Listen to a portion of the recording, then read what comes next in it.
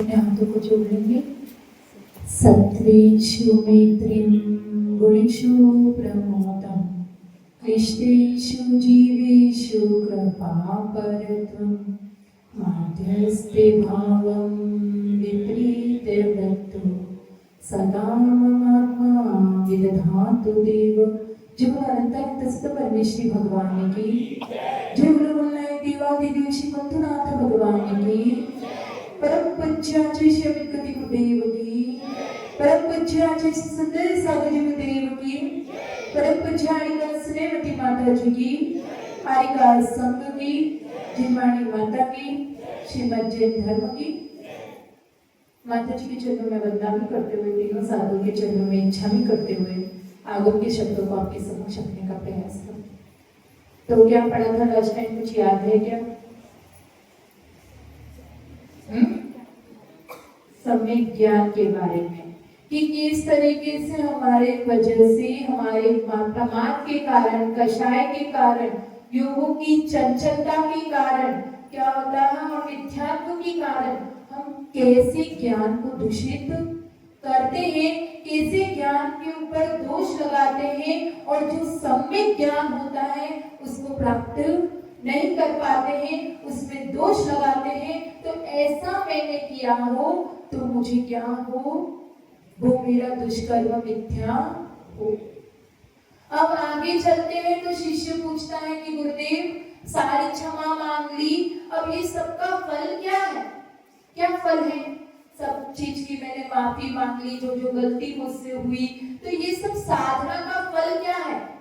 क्योंकि हर किसी का कुछ ना कुछ फल तो होता है। कुछ भी काम करो, अगर आप बीज को बोओगे तो पेड़ उगेगा और फल तो उगेंगे। उसी प्रकार से मैंने सब क्षमा मांग ली है, सब कुछ कर लिया है, अपना मन शुद्ध कर लिया है, तो फिर मेरे को ये सबका फल क्या मिलेगा? तो अगले श्लोक में आचार्य अमित गुरुदेव बता रहे हैं फल। बोधि समाधि परिणाम शुद्धि सात्मोपलब्धि शिव सौख्य सिद्धि चिंतामणि चिंतित वस्तु दाने तमंदमानस्य ममास्तुते। क्या बता रहे हैं कि हे देवी, चिंतित वस्तु दाने, चिंतित वस्तु को प्रदान करने के समान, चिंतामणि स्वरूप त्वाम वंदमानस्य, आपकी वंदना करने वाली, ठीक है, मम मुझे, बोधि बोधि, समाधि समाधि और परिणाम शुद्धि मतलब भावों की निर्मलता, सात्मोपलब्धि मतलब अपने स्वरूप की उपलब्धि, एवं शिव सौख्य सिद्धि मतलब मुझे अपने मोक्ष सुख की सिद्धि हो। क्या बता रहे हैं कि हे सरस्वती देवी, जिस प्रकार से चिंतामणि रत्न होता है वो क्या करता है कि जो भी चिंतित वस्तु होती है उसको प्रदान करने में क्या है, वो सक्षम है। तो उसी प्रकार से हे सरस्वती देवी, तू भी मुझे, मैंने जो अज्ञान जनित भूल की क्षमा मांगी है, तो उसके बदले में क्या कर, बोधि प्रदान कर, समाधि प्रदान कर, परिणामों की शुद्धि प्रदान कर और शिव सौख्य सिद्धि क्या कर, मुझे सुख की, मुझे मोक्ष की सुख की सिद्धि हो। ऐसा आचार्य देव अमित गुरुदेव यहाँ पर मांग रहे हैं। तो क्या होता है बोधि का मतलब? बोधि मतलब ज्ञान, और क्या मतलब होता है? बोधि का मतलब ज्ञान होता है, ये तो ठीक है, लेकिन एक और मतलब होता है, बोधि मतलब प्राप्ति।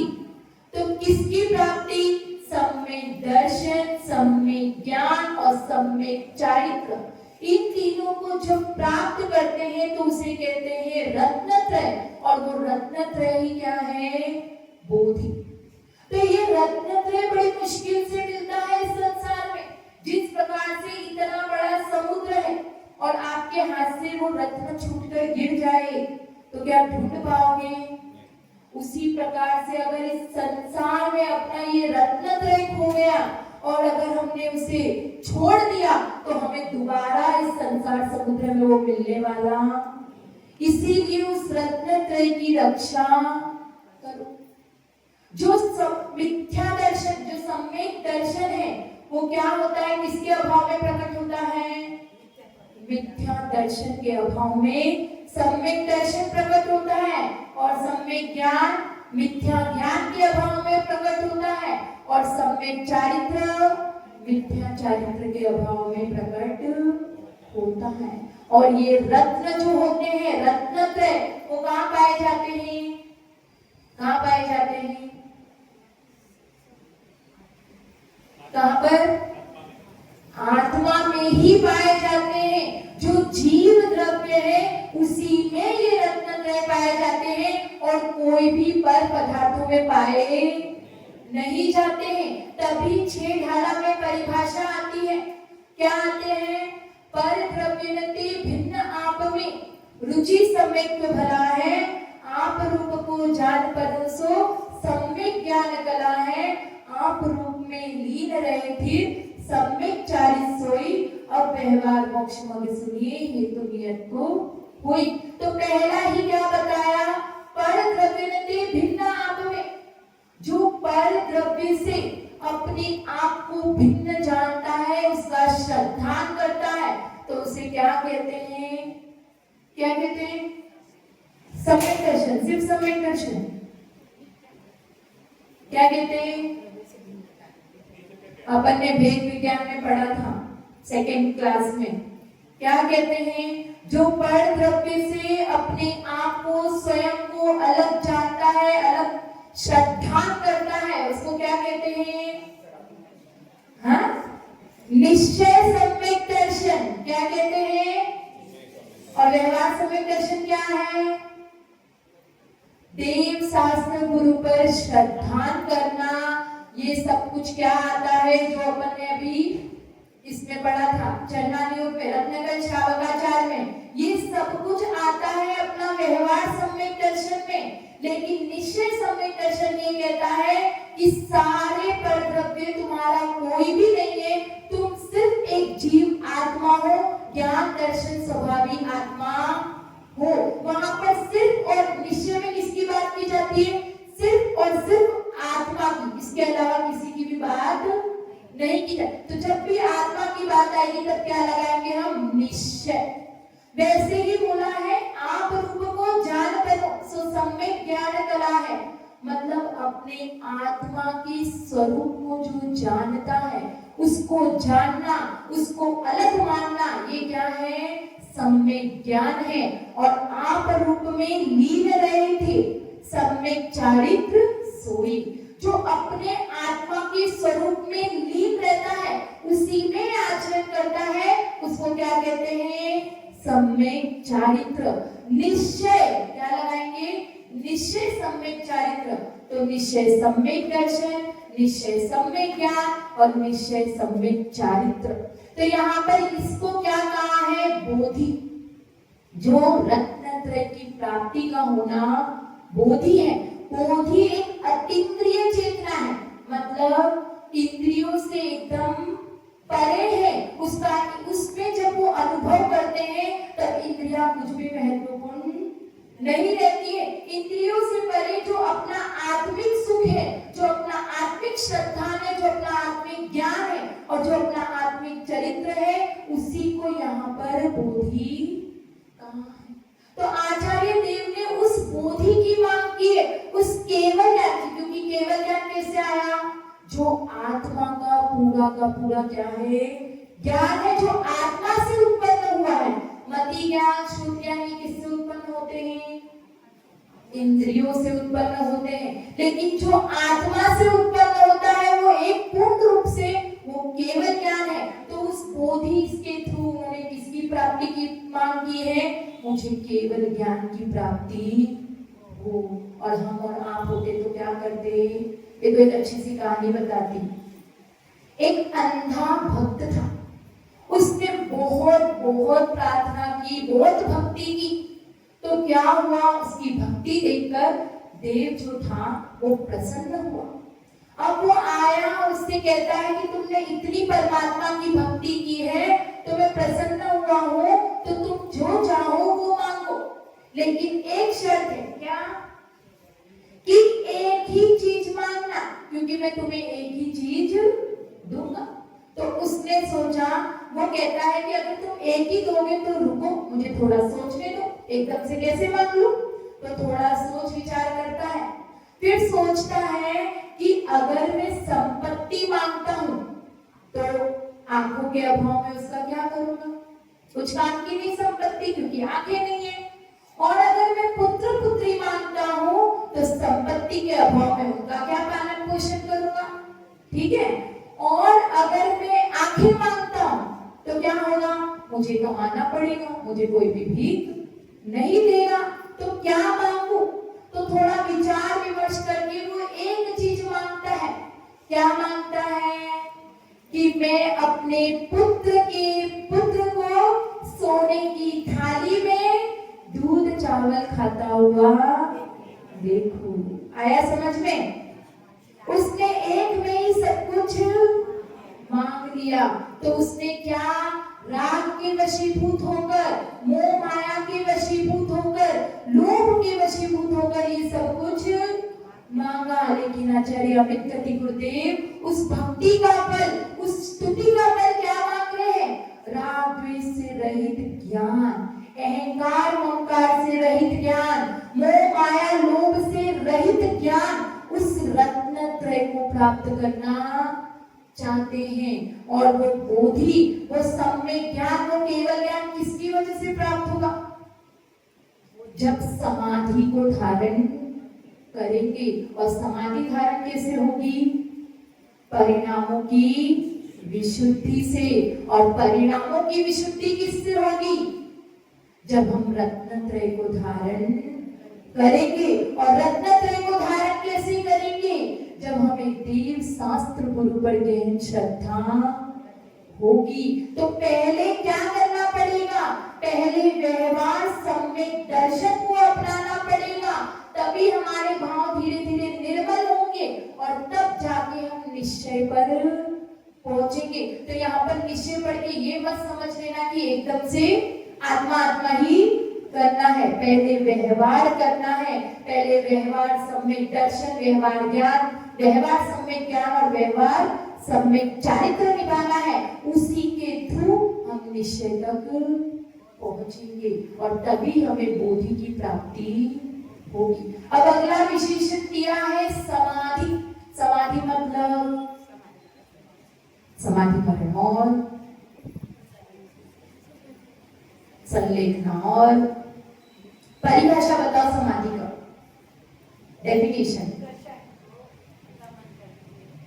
ठीक है, देखो समाधि जो शब्द से ही निकलता है, जहां पर आदि व्याधि उपाधि सब कुछ क्या हो जाए, सब हो जाए, नष्ट हो जाए, उसे क्या कहते हैं? समाधि। समाधि मतलब, आदि मतलब क्या होता है? कौन सा रोग? नहीं, मन का रोग। आदि मतलब मन का रोग, मानसिक रोग। व्याधि मतलब तन का रोग, शारीरिक रोग। और उपाधि मतलब पद का रोग। किसका रोग? पद का रोग। वो क्या है? उपाधि रोग है। ऊंचे ऊंचे पद पे बैठे तो उसका भी लोगों को रोग हो जाता है। तो जो व्यक्ति इस आदि व्याधि उपाधि से रहित हो जाता है और जो सम्यक दर्शन पूर्वक मरण करता है, उसको क्या कहते हैं? समाधि मरण। अब आते हैं संलेखना। देखो, संलेखना और समाधि दोनों सेम वर्ड है, कोई अलग नहीं है, दोनों का मीनिंग एक ही होता है। लेकिन फिर भी आप शब्दों से आप निकालो ना तो दोनों का अलग अलग अर्थ निकलता है। संलेखना का मतलब देखना है, देखना, खुद को देखना और आत्मा को देखना। और याद रहेगा ना जो जो मैं बता रही हूँ, याद रखना, फिर मेरे बताने का कुछ फायदा होना चाहिए। संलेखना का मतलब होता है जहां पर कषायों को और शरीर को लेखन किया जाता है। लेखन मतलब क्रश किया जाता है, उन्हें ढीला किया जाता है, उन्हें नष्ट किया जाता है, उसको कहते हैं लेखन। और वही होता है संलेखना, जहां पर कषाय और शरीर को क्रश किया जाता है। समाधि का मतलब होता है पुराना छोड़ना और नया नहीं धारण करने की भावना। भावना क्या है? समाधि मरण है। हम संलेखना क्यों धारण करते हैं? कि ये शरीर हमसे छूटे, लेकिन हमें दोबारा शरीर की प्राप्ति, मैं भी तुरंत जाके मोक्ष में विराजमान हो जाऊं, ये भाव हमारे होते हैं। तो कहते हैं समाधि। और समाधि में क्या? तो आचार्य देव कहते हैं कि 24 घंटे देह में मत रहो, उसमें से 1 घंटा या आधा घंटा इस शरीर से बाहर भी रहो।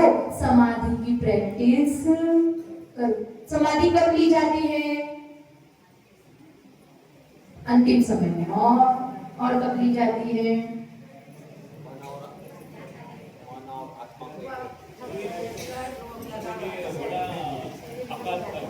अकाल बड़ा हो और भयंकर रोग लगा हो, और 2 तो सही बता दिए।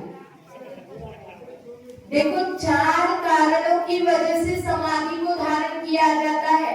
सबसे पहला उपसर्ग, दूसरा बुढ़ापा, तीसरा दुष्काल और चौथा रोग। इन 4 कारणों से समाधि को धारण किया जाता है। उपसर्ग मतलब कि जब हम धर्म की रक्षा के लिए अपने प्राणों का, अपने शरीर का त्याग करते हैं, तभी समाधि मरण होता है। उसके अलावा अगर आप बोलो कि मैं जहर खा लूं, मैं आत्महत्या कर लूं, ये कर लूं, वो कर लूं, तो वो समाधि मरण।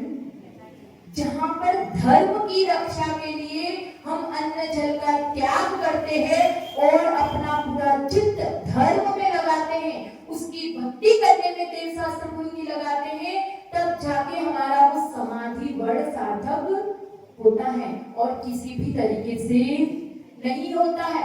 तो यहाँ पर बात कर रहे हैं कि समाधि उपसर्ग कितने प्रकार के होते हैं? मनुष्यकृत। देखो 4 प्रकार के उपसर्ग होते हैं। एक तो जो नेचुरली प्राकृतिक होता है, एक होता है तिर्यंचकृत, एक होता है देवकृत और चौथा होता है मनुष्यकृत। ये उपसर्ग के वक्त भी हम समाधि को धारण करते हैं, लेकिन शर्त ये है कि तुम उसका प्रतिकार न कर सको तो ही समाधि को धारण। अगर जब तक चांस है कि उसका प्रतिकार हो सकता है, उसका निवारण हो सकता है, तो हम समाधि को धारण नहीं कर सकते। अगर किया तो हमें आत्महत्या का दोष लगता है। इसीलिए जो साधु परमेष्ठी होते हैं वो क्या करते हैं? नियम रूप से, क्या जब तक अपना वो निवारण नहीं हो रहा है तब तक नियम रूप से उसको धारण करते हैं, और जब दिख जाता है कि अब तो इसका कोई भी सॉल्यूशन नहीं है, तब जाकर वो यम समाधि करते हैं। जब तक चांस है तब तक वो सिर्फ नियम लेते हैं। नियम में सिर्फ टाइम पीरियड होता है और वो वापस से कंटिन्यू हो जाता है। तो यहाँ पर यही बता रहे हैं 4 प्रकार के उपसर्ग होते हैं। नेचुरली मतलब जो भूकंप आ जाए, कोई बाढ़ आ जाए, इस तरह की जो सिचुएशन होती है उसको कहते हैं नेचुरली उपसर्ग। और उसके बाद में प्राकृतिक, और दूसरा क्या बताया? देवकृत उपसर्ग किस पे हुआ था? श्री राम पर हुआ था, पार्श्वनाथ भगवान पर संवर्धाती के देव ने किया था। तो जो वो उपसर्ग है वो देवकृत उपसर्ग है। और मनुष्यकृत गज कुमार मुनिराज पे सिगड़ी रख दी थी उनके ससुर जी ने, और पांडवों को लोहे के आभूषण पहनाए गए थे, तो ये सारे मनुष्यकृत है।